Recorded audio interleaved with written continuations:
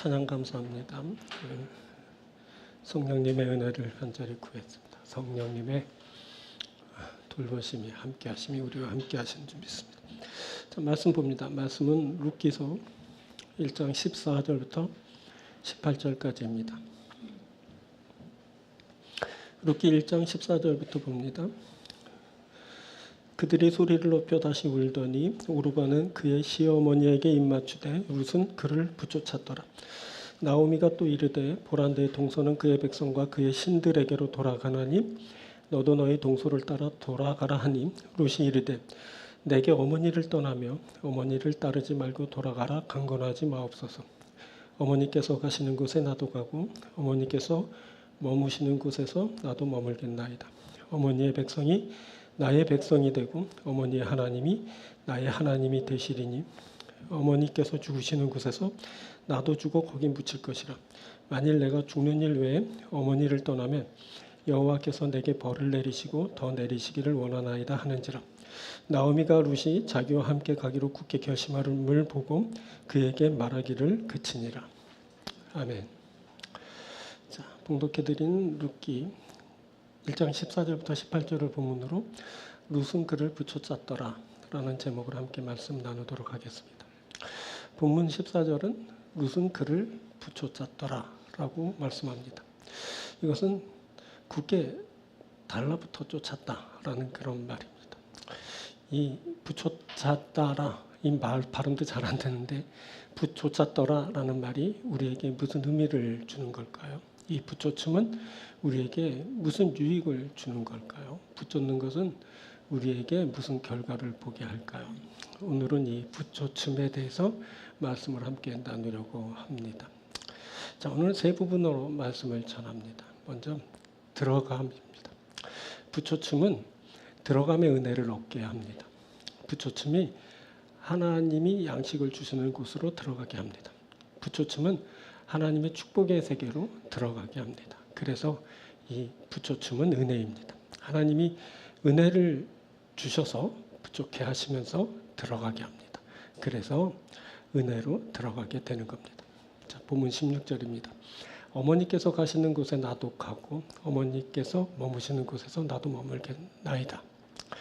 자, 룻이 나오미에게 하는 말인데 나도 어머니가 가시는 그곳 유다 베들레헴에 들어갈 겁니다. 라는 말입니다.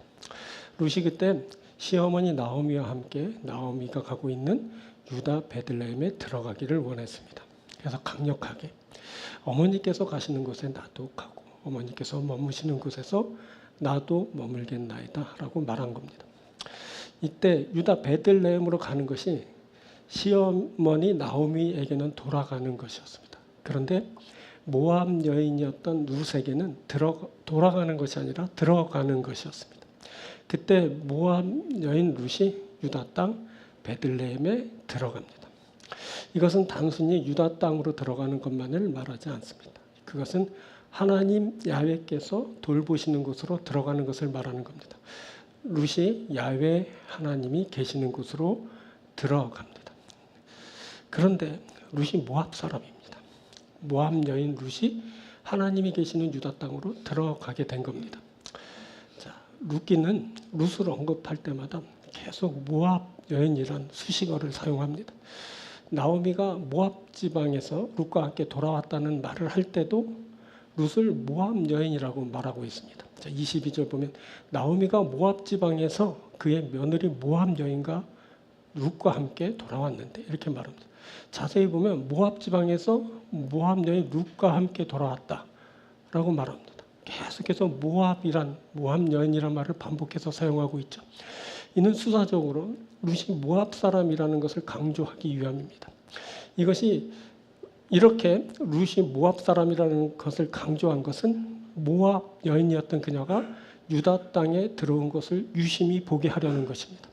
그것은 있을 수 없는 일이 발생했기 때문입니다.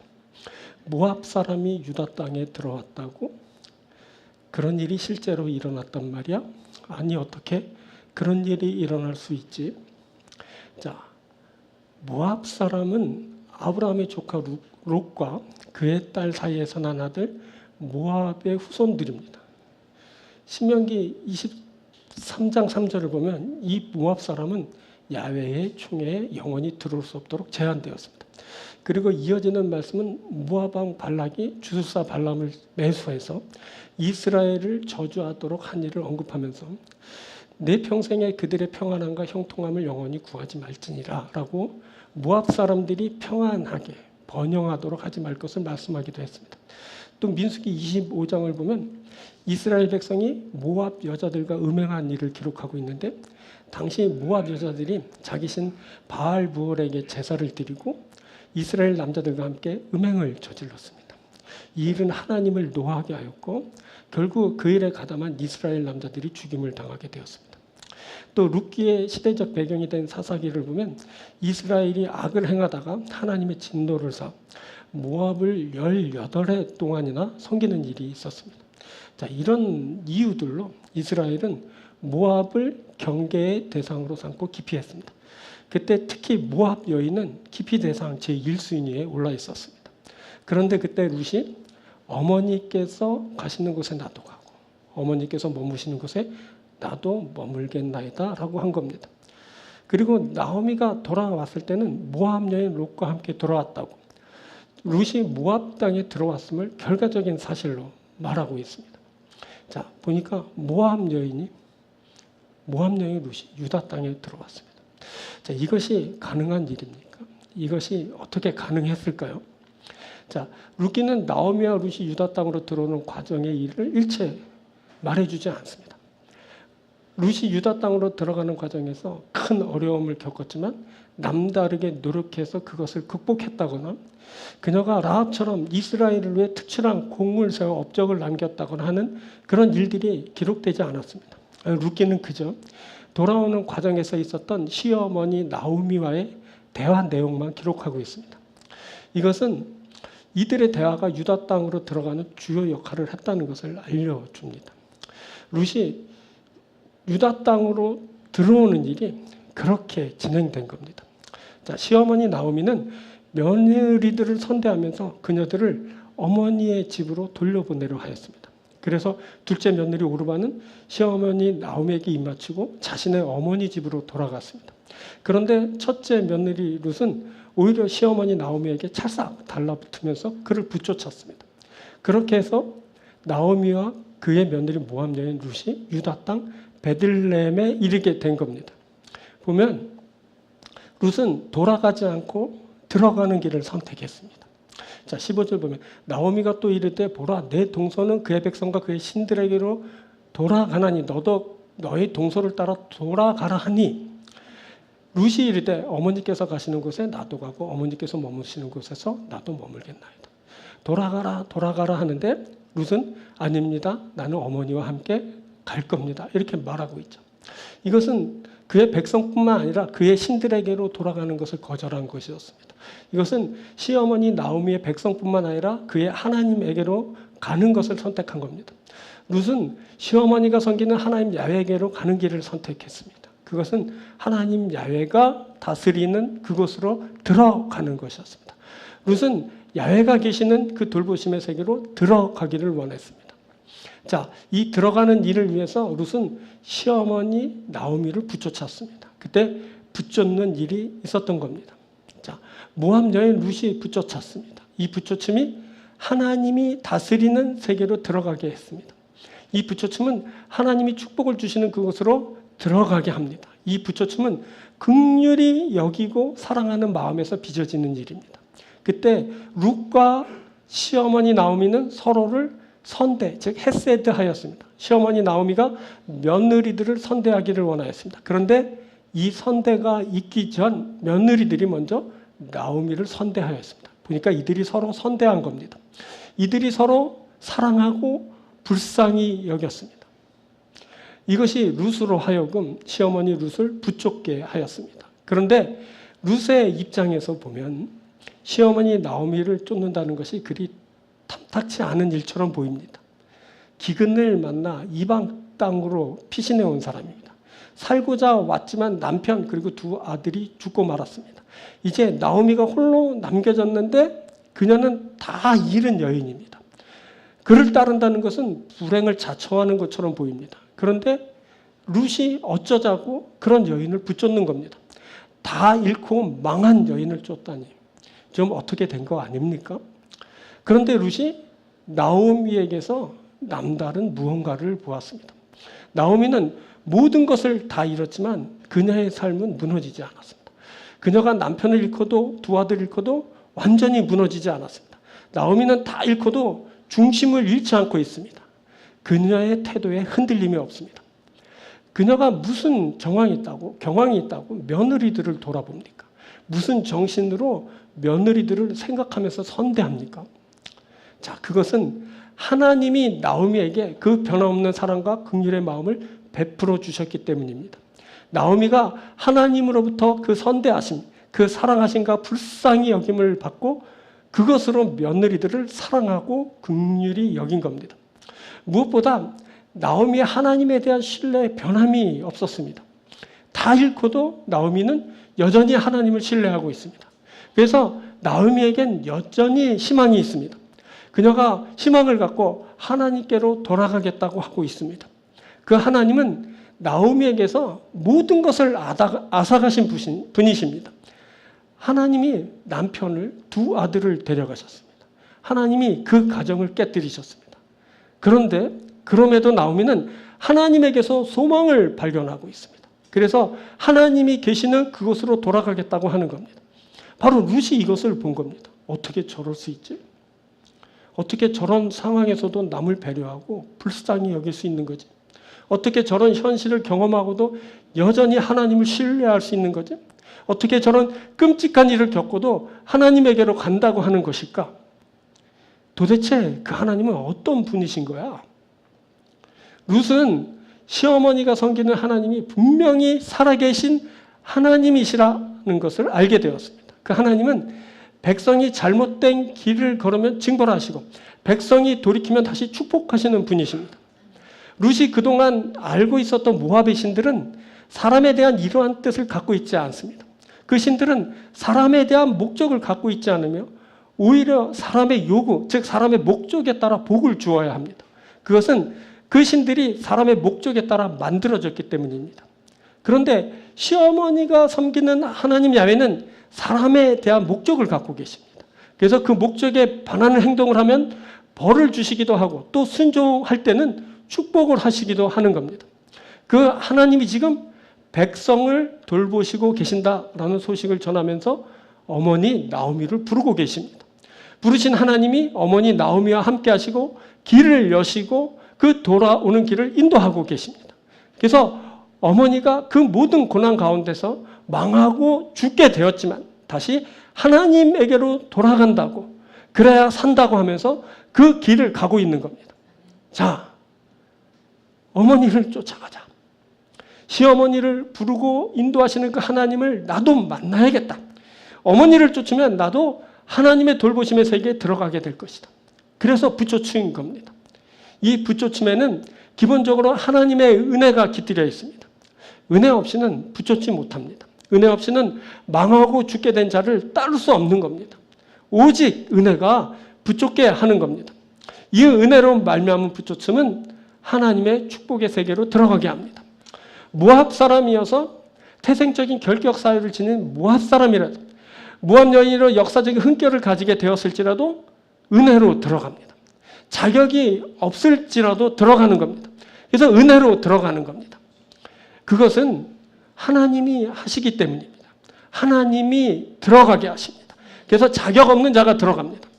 하나님의 사랑, 하나님의 긍휼, 하나님의 헤세드인 겁니다. 하나님의 은혜입니다.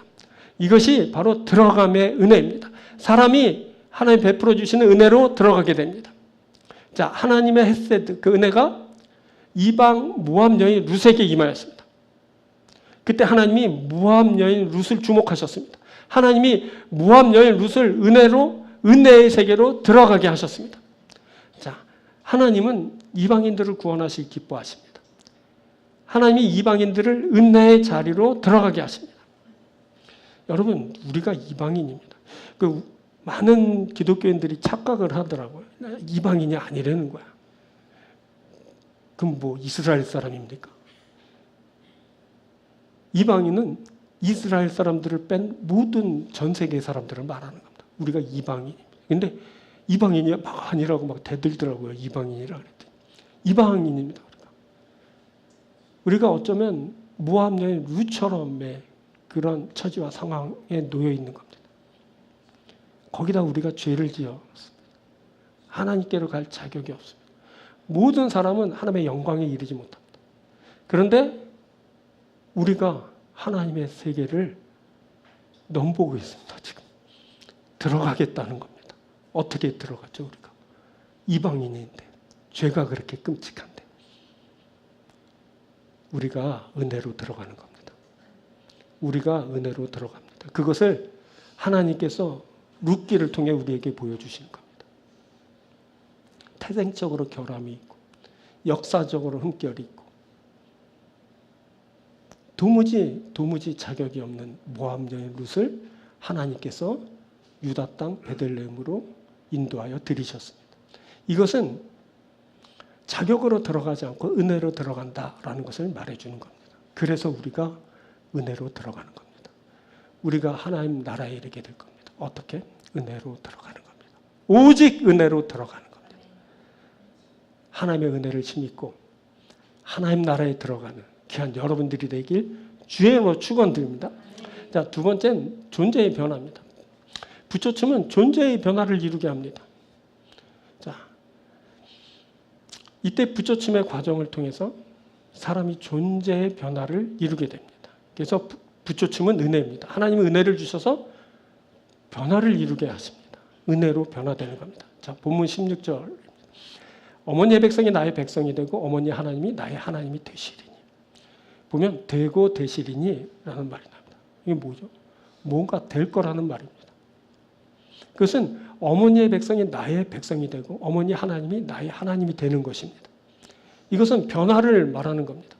특히 존재의 변화를 말하는 겁니다. 어머니의 백성이 나의 백성이 되는 겁니다. 어머니의 하나님이 나의 하나님이 되는 겁니다.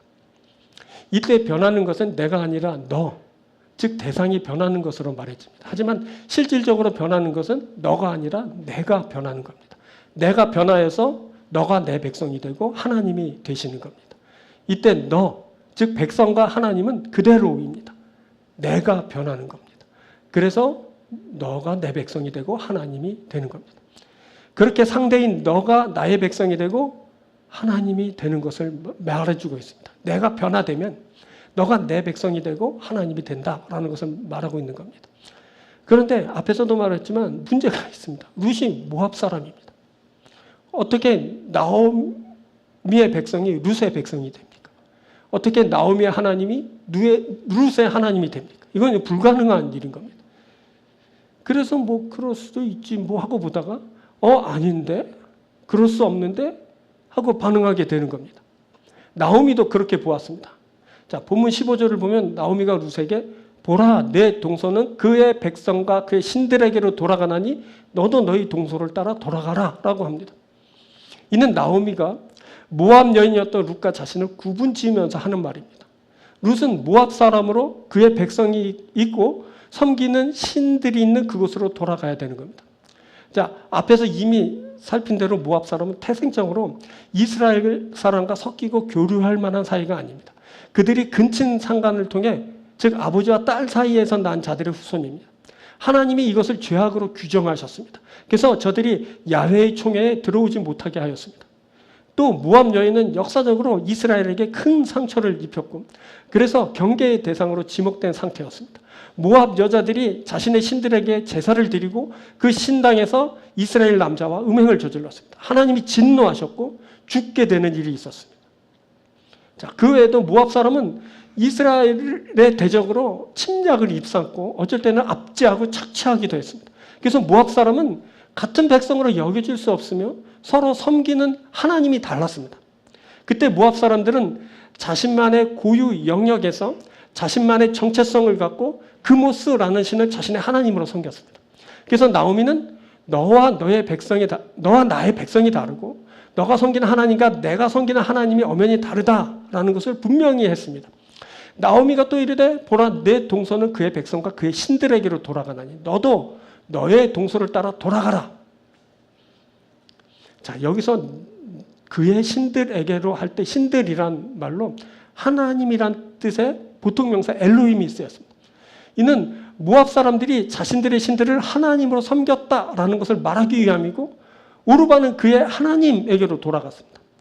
자, 당시 존재하던 신들은 주로 지역적인 신들이었습니다. 이는 특정 공간, 특정 지역을 관할하는 신의 개념을 말하는 겁니다. 그래서 돌아가면 그 지역과 그 공간에 존재하는 신을 섬기게 된다라는 겁니다. 그것은 그 신들을 그곳의 사람이 만들어 세웠기 때문에 그렇습니다. 그렇게 사람에 의해 만들어진 신들은 자신을 만든 그 인간의 영역을 넘어서 존재할 수 없습니다. 그래서 특정 공간, 특정 지역에만 존재하게 되는 겁니다. 자, 당시에 이스라엘의 하나님 야훼도 그렇게 알려졌고 이해되기도 하지만 실은 하나님 야훼는 어디나 계시는 분입니다. 자, 한 예를 들면 야곱이 아버지와 형을 속이고 고향을 떠난 후 들에서 돌을 베개 삼아 잠을 청하였을 때 꿈에 하나님이 야곱에게 나타나 말씀하셨습니다. 내가 너와 함께 있어. 내가 어디로 가든지 너를 지키며 너를 이끌어 이 땅으로 돌아오게 할지라. 내가 내게 허락한 것을 다 이루기까지 너를 떠나지 아니하리라 하신지라. 내가 너와 함께 있어. 내가 어디로 가든지 함께 하실 것이라고 하십니다. 또 다 이루기까지 너를 떠나지 않을 것이라고도 하십니다.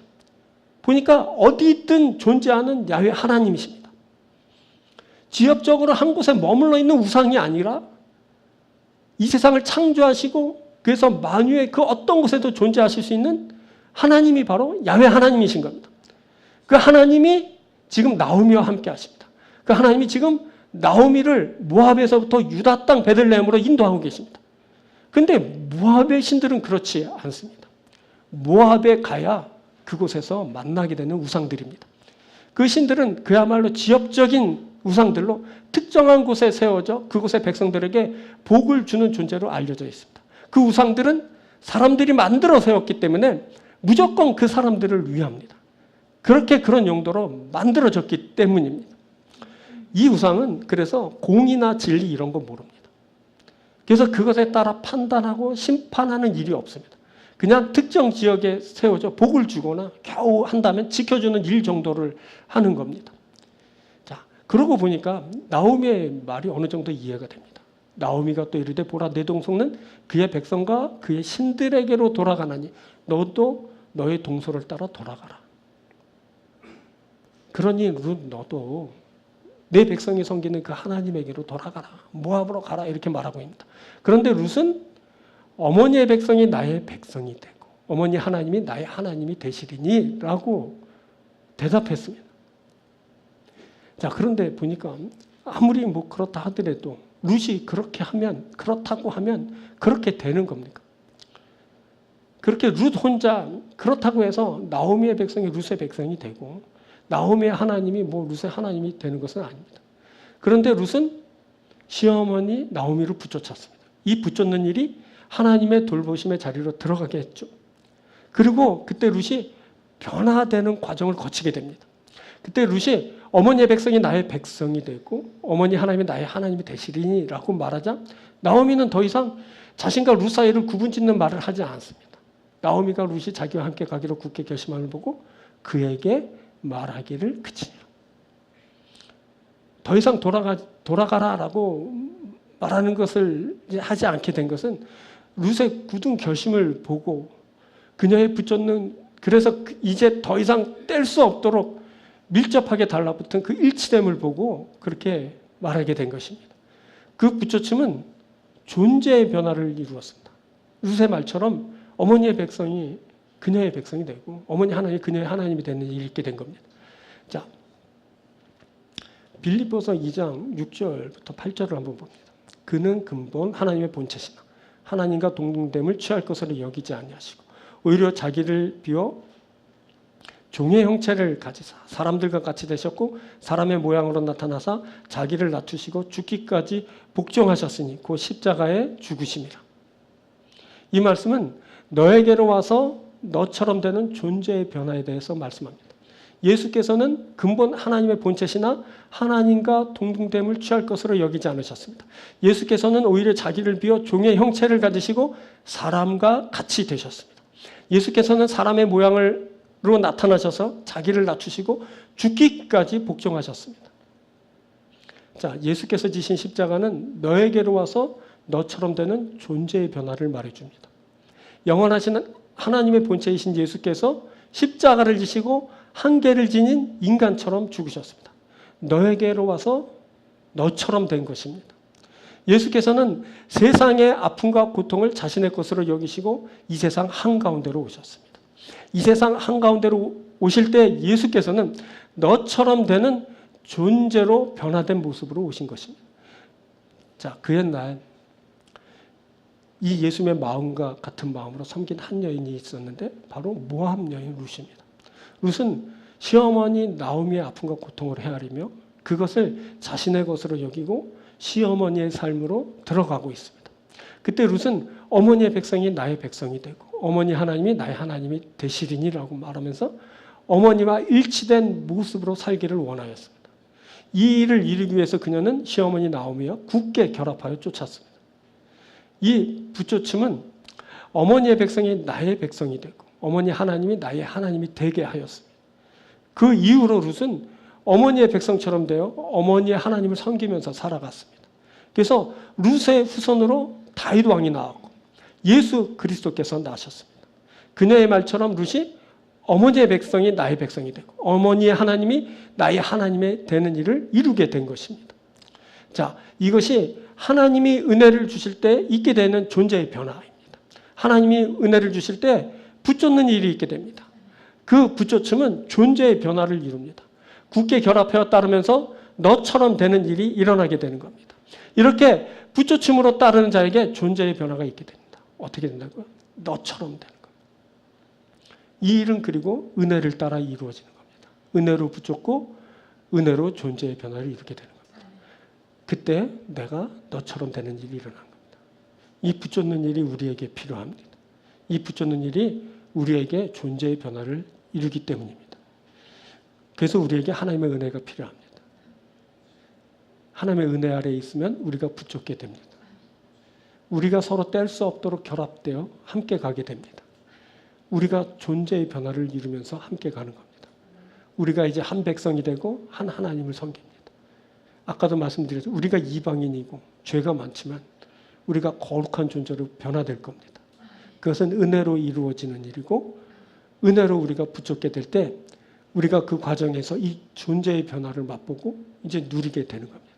그리고 그 결과로는 완벽하게 변화된 그 존재의 변화로 거룩한 하나님 나라에 거하고 거룩한 하나님 나라의 백성이 돼서 살게 되는 겁니다. 사랑하는 여러분들이 이 하나님의 은혜 아래 있게 되길 바랍니다. 이 은혜를 힘있게 되길 바랍니다. 이 은혜를 따라 붙잡는 여러분들이 되길 바랍니다. 붙잡으면서 존재의 변화를 이루시기 바랍니다. 그래서 하나님 나라가 되고 백성이 되고 그래서 영원히 사는 그래서 영원히 하나님의 축복된 세계에서 거룩하게 사는 여러분들이 되기 주의로 축원드립니다. 자, 세 번째 생명입니다. 붙잡음은 생명을 가져옵니다. 놀라운 것은 붙잡게 되면 생명이 있게 된다는 겁니다. 붙잡음의 결과로 사람이 생명을 얻게 됩니다. 그래서 이 붙잡음은 늘 오늘 한 가지로 말하고 있는 게 은혜입니다. 하나님은 은혜를 주셔서 붙잡게 하시고 그 결과로 생명을 얻게 하십니다.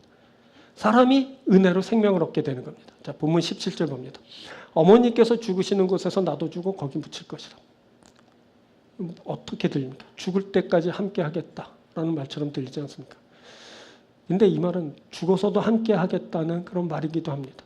이것이 붙잡는 겁니다. 죽는 그것까지 함께하고 죽어서도 함께하는 겁니다. 붙잡는 게 뭐라고 했어요? 찰싹 달라붙어서 뗄 수 없도록 된 상태를 말한다 그랬죠. 그게 붙잡는 겁니다. 삶이 이들을 갈라놓지 못하고 죽음도 이를 갈라놓을 수 없습니다. 이 붙잡힘이 창세기에서 남자가 아내와 합해지는 것을 말할 때 쓰였습니다. 뭐 부모를 떠나 그의 아내와 합하여 할 때 한 몸을 일주일 합하다 그러면 이 말입니다. 이 관계를 예수님은 그러므로 하나님이 짝지어 주신 것을 사람이 나누지 못할지니라 라고 말씀하셨습니다. 이게 붙잡힘입니다. 합해져서 나누어지지 않는 겁니다. 삶도 죽음도 갈라놓을 수 없는 관계입니다. 어머니가 죽으시는 곳에서 나도 죽는 겁니다. 거기서 나도 죽어 거기에 묻히는 겁니다. 자, 근데 그때 생명을 얻는 일이 있게 됩니다. 붙잡는 그에게 하나님이 생명을 주십니다. 그가 붙잡힘의 결과로 생명을 살게 됩니다. 그렇게 생명을 얻게 되는 겁니다. 붙잡는 일의 결과로 생명을 얻게 되는 겁니다. 그런데 본문에선 죽는 것만 말하지 뭐 생명에 대한 언급은 없습니다. 어떻게 생명을 얻는다는 거야? 죽을 때까지야 뭐 함께 할 수 있지만 어떻게 죽은 자가 생명을 얻는 거지? 이렇게 생각하게 됩니다. 룻도 그렇게 말했습니다. 17절에 어머니께서 죽으시는 곳에서 나도 죽어 거기 묻힐 것이라. 만일 내가 죽는 일에 어머니를 떠나면 어머니께서 내게 벌을 내리시고 더 내리시길 원하나이다. 보니까 자신이 죽는 것까지만 말하고 있지 않습니까? 어머니께서 죽으시는 곳에서 나도 죽어 거기 묻힐 것이라. 그 이상을 언급하지 못합니다. 그때까지 내가 떠나지 않을 겁니다. 이렇게 말하고 있잖아요. 이것은 죽는 것 그 이상을 보지 못하고 있다는 것을 말하는 것 같습니다. 룻은 죽을 때까지만 시어머니 나오냐 함께 하려고 한 것 같습니다. 실은 사람이 볼 수 있는 것은 자신과 타인의 죽음까지입니다. 그 이상은 사람의 삶의 영역에서 일어나는 일이 아닙니다. 그래서 사람은 죽을 때까지를 한정하여 말하게 됩니다. 그것이 바로 사람의 최선입니다.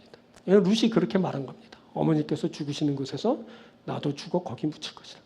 룻의 최선은 죽을 때까지 시어머니와 함께하는 겁니다. 그때까지 며느리가 할 수 있는 그것을 다 할 겁니다. 실은 이것만 해도 룻이 대단해 보입니다. 죽을 때까지 시어머니를 모신다 해도 보세요. 그녀에게 이익이 될 게 하나도 없습니다. 여러분 홀 시어머니예요. 남편도 없거든요. 물심양령으로 봉양해야 됩니다. 뭐 시어머니에게 재산이 있는 것도 아니고 그녀가 스스로 벌어가지고 그 어머니를 먹여 살려야 됩니다. 다른 곳에서 도움 받을 일도 아주 시박해 보입니다. 아무도 도움 줄 사람이 없어요. 고대사에서 그 옛날에 그 여인의 몸으로 생계를 유지한다는 것은 거의 있을 수 없는 거죠.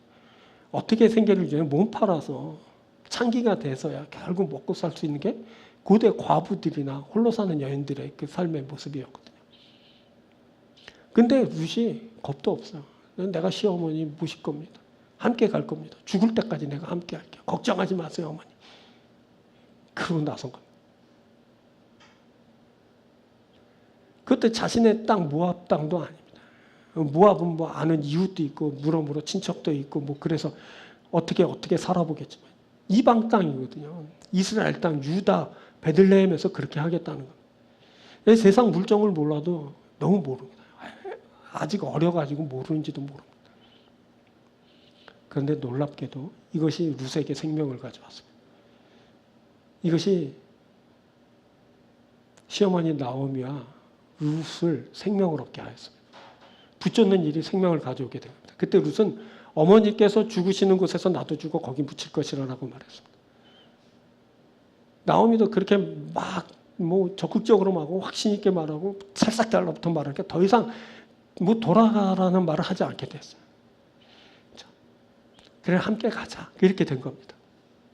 그래서 룻이 생사를 함께하면서 시어머니 나오미를 이제 붙잡게 된 겁니다. 이거 죽는 그것까지 함께하는 것 그것이 이제 함께 살게 한 겁니다. 자, 함께 죽고 함께 살게 됐습니다. 그런데 나중에 함께 죽지만 또 함께 사는 일이 있게 되었습니다. 이게 바로 룻의 신앙이죠. 이 신앙이 그녀들에게 생명을 가져왔습니다. 자, 보세요. 아브라함, 이삭, 야곱에 이르기까지 저들이 모두 한 곳에 매장되었습니다. 먼저 아브라함이 아내 사라를 막벨라 굴을 마련해서 그곳에 장사했습니다. 그리고 아브라함이 그 막벨라 굴에 장사되었습니다. 그리고 아브라함의 아들 이삭이 그 막벨라 굴에 장사되었습니다. 그리고 이삭이 그 굴에 장사됐고 그리고 그 아들 그러니까 아브라함의 손자 야곱이 그 막벨라 굴에 장사되었습니다. 그리고 그의 아들 또 요셉은 조금 다른 지역인 세겜에 이제 장사되었다고 말했습니다. 그 애굽 총리였잖아요. 애굽에서 죽었거든요. 근데 후손들이 애굽에 그대로 두지 않고 그 유고를 메어와서 이스라엘 유다 땅에 갖다 묻었는데 막벨라 굴에 못 묻고 이제 세겜에 묻었죠. 그래서 이제 거기에 요셉 자손의 이제 기업이 됐어요. 그 땅이. 이렇게 보면 아브라함과 그의 자손들이 같은 장소에서 이렇게 장사된 것은 바로 저들의 신앙관을 엿보게 하는 겁니다. 저들은 죽어 모두 한 곳에 장사되고 그렇게 한 곳에 장사된 자들은 다시 살아 내세 함께 살게 될 것이라는 믿음이 있었던 겁니다. 이들은 이 신앙을 따라 다시 살고 함께 살게 될 겁니다. 물론 뭐 다시 살게 하시고 함께 살게 하시는 하나님이십니다. 그런데 하나님이 그렇게 하신다고 하여도 이들은 그런 신앙을 갖고 있었던 겁니다. 그래서 가족 묘를 마련해서 그곳에 함께 장사가 된 거죠. 근데 놀라운 것은 뭐냐면 룻이 바로 그것을 말하고 있다는 겁니다. 어머니께서 죽으시는 곳에서 나도 죽어 거기 묻힐 것이라. 자, 이 말이 다르게 들리지 않습니까? 그냥 단순히 나는 죽어서 어머니와 함께 묻혀 거기 누워 있을 거야 이렇게만 들리지 않는 겁니다. 이것은 죽을 때까지도 함께 하지만 죽어서도 함께 할 거라는 말입니다. 아니 다시 살아서 어머니와 함께 할 거라는 그런 말입니다. 이게 바로 룻의 신앙이었습니다. 그런데 룻이 뭐 죽어 묻힐 땅이 있어서 이렇게 말을 한 것은 아닙니다. 그녀가 아직 유다 땅에 들어가 보지도 못했을 가능성이 큽니다. 이제 나오미에게 뭐 땅이 있어서 이렇게 말한 것도 아닙니다. 후에 룻이 이삭을 주었다는 것은 나오미가 조그마한 땅덩어리라도 소유하지 못했다는 것을 말해줍니다. 그래서 이제 가면 땅은 고사하고 고생할 일만 남았습니다. 남의 땅에서 이삭을 주워 먹으면 생을 연명해야 합니다. 그럼에도 룻은 너무나도 당당하게 죽어 매장된 땅을 말하고 나섭니다. 어머니께서 죽으시는 곳에서 나도 죽어 거기 묻힐 것이다. 자, 이것은 뭐냐면 그의 신앙적인 발언입니다. 그 믿음의 말이죠. 나도 어머니도 죽을 것이고 그래서 어머니도 묻히고 그곳에 나도 묻힐 것입니다. 근데 우리는 한 곳에 묻힐 겁니다. 그것은 우리가 함께 살아날 것을 믿기 때문입니다. 우리가 함께 살아서 그때도 어머니와 함께 할 겁니다. 이렇게 말하고 있는 겁니다. 이것이 바로 룻에게 생명을 가져오게 합니다. 자, 이미 여러분들 룻기 다 읽으셨죠? 제가 룻기 미리 읽으라고 2번이나 설교 때 말했는데 아직도 안 읽었다면 이번 주에 꼭 읽으시기 바랍니다. 자, 미리 알고 있죠? 어떻게 됐죠? 나오미가 살았죠. 룻이 함께 살게 되었어요. 사는데 어떻게 살았어요? 부유하게 살았습니다. 룻이 남편을 새로 맞아 가정을 꾸렸습니다. 그녀의 후손이 나오미 가정에 기업 물을 자가 되었어요. 망하고 죽었던 가정이 되살아났습니다. 그뿐만 아니라 이스라엘 백성이 살게 됩니다. 사사 시대를 지내면서 죄악 가운데 영으로 육으로 망하고 죽었던 이스라엘이 룻의 후손인 다윗으로 인해 살게 되었습니다. 또 그뿐 아니라 인류가 생명을 얻어 살게 됩니다. 죄악 가운데서 죽을 인생이 룻의 후손으로 나신 예수 그리스도를 통해 살게 되는 일이 있게 되었습니다. 생명이 있게 된 겁니다. 그때 생명이 있게 되었습니다. 이것이 바로 부처춤으로 있게 된 생명을 말하는 겁니다.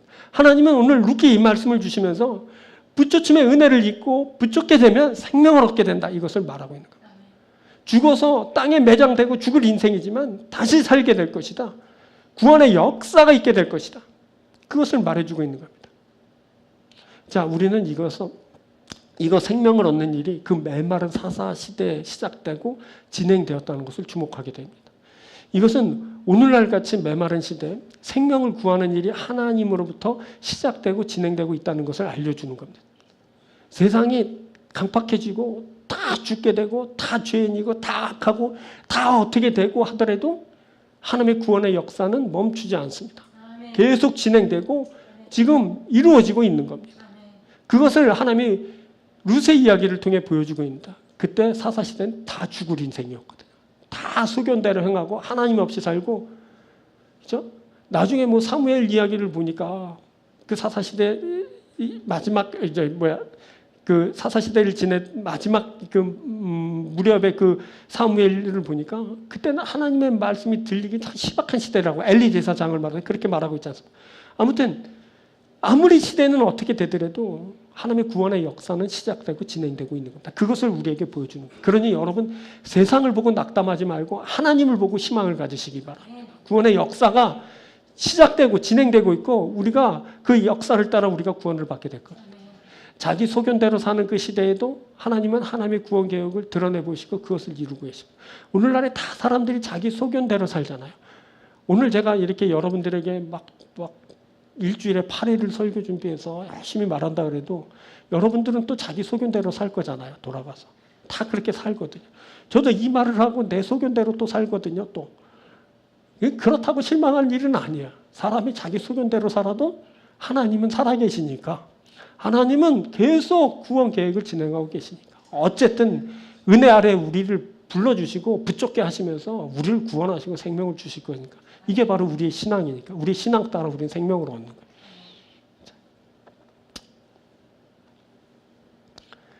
룻기의 말씀이 오늘 우리에게 들려지는 것은 은혜를 따라 붙여가면서 생명을 얻게 되었다. 그러니 너희도 은혜 아래 구하면서 은혜를 따라 붙잡는 인생이 되라. 그러면 너희들이 생명을 얻게 될 거다라고 우리에게 말해주시기 위함입니다. 아까도 말했죠. 이방의 신들 우상들은 따로 계획이 없어요. 왜냐하면 사람이 만들었거든요. 그 우상에게 계획이 있다면 사람의 계획만 있을 뿐이에요. 그건 뭐예요? 뭐 병을 고치고 뭐 돈을 주고 그래서 우상 앞에 매일 절하면서 뭘 얘기해요? 병 고쳐달라고 그러고 돈 달라고 그러잖아요. 그게 우상 앞에서 하는 짓이거든요. 그 우상은 다른 계획이 없어요. 인류를 향한 다른 계획이 없다고요. 오직 야훼 하나님만이 다른 계획이 있어요. 그분만이 계획과 목적을 가지시고 존재하신다고요. 그 하나님의 계획과 목적은 뭐냐면 우리를 구원하는 거야. 당신이 빚으신 그 인생을 헤세드, 긍휼히 여기시고 사랑하셔서 구원하시려는 목적을 갖고 계신다고요. 오늘 그것을 룻기를 통해 우리에게 알려주시는 거예요. 그래서 우리는 우리 상황 처지를 보고 낙담할 일이 아니거든요. 세태를 보고 우리가 절망할 일이 아니에요. 왜냐하면 하나님은 살아계시고 목적을 갖고 계시는 거예요. 우리가 그 목적의 끝에 뭐가 있는지 아세요? 그게 바로 생명이에요, 생명. 하나님은 생명이거든요. 그 생명을 우리에게 주셨고 또 우리에게 또 주실 겁니다. 그래서 우리는 뭐야? 죽지만 사는 거야. 이것을 오늘 룻기를 통해 말해주는 겁니다. 자, 그것을 알게 하시려고 하나님께서 예수 그리스도를 보내주신 겁니다. 하나님은 새로운 살 길을 예수 그리스도를 통해 우리 앞에 놓아주셨습니다. 바로 예수 그리스도의 십자가로 여신 그 길이죠. 우리가 예수의 피를 힘입어 성소에 들어갈 담력을 얻었죠. 예수께서 몸을 찢으시면서 내신 새로운 살 길을 통해 우리가 나아가게 되는 겁니다. 그 길을 가면서 우리가 생명을 얻는 자들이 됩니다. 그 길을 갈 때 우리가 붙여차 그 길을 가게 되는 겁니다. 여러분, 그 길이 우리 앞에 놓였어요. 그 옛날 나오미와 룻 앞에 하나님의 생명을 얻으시는 그 길을 놓으시고 그 길로 인도하신 것처럼 예수 그리스도를 통해 우리 앞에 새로운 살 길을 열어주시고 놓아주시고 그 길을 걷게 하면서 우리를 생명의 길로 나가게 하는 겁니다. 우리는 어떻게 된다고요? 은혜 아래 있으면 되는 거예요. 은혜 아래 있으면 어떻게 된다고요? 붙잡게 되는 거야. 내가 노력해서 붙잡는 것이 아니라 은혜를 힘입어 붙잡는 거야. 하나님의 긍휼히 여기심 사랑하심이 내게 있으면 내가 그냥 자연스럽게 붙잡게 되는 거야. 붙잡는 은혜를 거치면서 우리가 생명을 얻게 되는 겁니다. 사랑하는 여러분, 은혜 아래 거하는 여러분들 되시고 붙여차 힘써 나아가면 또 붙여침의 결과로 생명을 얻는 여러분들이 되길 주님으로 축원드립니다. 자, 말씀 맺겠습니다. 자, 붙여침은 하나님이 양식을 주시는 그곳으로 나아가게 합니다. 붙여침은 우리를 하나님의 축복의 세계로 들어가게 합니다. 그때 우리가 은혜로 붙잡게 되는 겁니다. 우리가 붙여치면서 하나님의 은혜의 세계에 들어갑니다. 우리가 그때 은혜로 들어가게 되는 겁니다. 자, 붙여침은 또 뭘 이룬다고요? 존재의 변화를 이룹니다. 붙여침의 과정을 통해 우리가 새로운 존재로 변화를 이룹니다. 그때 우리가 은혜로 붙잡게 되고 은혜로 새로운 존재가 됩니다. 우리가 은혜로 변화됩니다. 자, 붙여침은 또 생명을 가져옵니다. 자, 붙여침의 결과로 우리가 생명을 얻을 겁니다. 자, 붙여침은 그래서 은혜죠. 생명을 주는 은혜입니다. 우리가 은혜를 주셔서 붙잡게 하시고 우리로 생명을 얻게 하십니다. 그 우리가 은혜로 생명을 얻는 겁니다. 사랑하는 여러분, 이 세 가지를 오늘 말씀을 주셨습니다. 이것을 기억할 수 있게 되길 바랍니다. 우리가 은혜로 들어갑니다. 우리가 은혜로 변화됩니다. 우리가 은혜로 생명을 얻습니다. 할렐루야. 귀한 은혜를 얻고 누리는 여러분들 되게 주님으로 축원드립니다. 기도하겠습니다.